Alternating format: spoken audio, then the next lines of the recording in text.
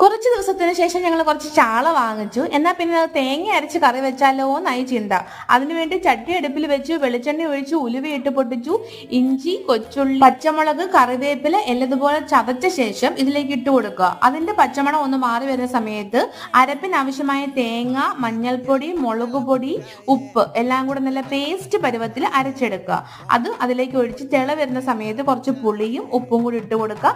ശേഷം നമ്മുടെ മീൻ കഷ്ണങ്ങൾ ഇട്ട് കൊടുക്കുക. 10 മിനിറ്റ് അടച്ചു വെച്ച് ലോ ഫ്ലെയിമിൽ തന്നെ വേവിച്ചെടുക്കുക. മീനുകളെല്ലാം വെന്ത് വരുന്ന സമയത്ത് വെളിച്ചെണ്ണയും കൊച്ചുള്ളിയും കറിവേപ്പിലയും കുറച്ച് മഞ്ഞൾപ്പൊടിയും മുളക് പൊടിയും എല്ലാം കൂടെ ചേർത്ത് വറുത്ത് താളിച്ച് ശേഷം നമ്മുടെ മീൻകറി റെഡി ആയിട്ടുണ്ട്.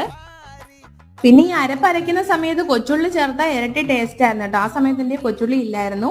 എല്ലാവരും ഒന്ന് ട്രൈ ചെയ്ത് നോക്കുക. പിന്നെ ലഞ്ചിന് കൂട്ടാനായിട്ട് നല്ല ചൂട് കുത്തരി ചോറും മീൻകറിയും ബീട്രൂട്ട് മെഴുക്കോട്ടിയാണ്. അടുത്ത വീഡിയോ കാണുന്നവരെ ബൈ.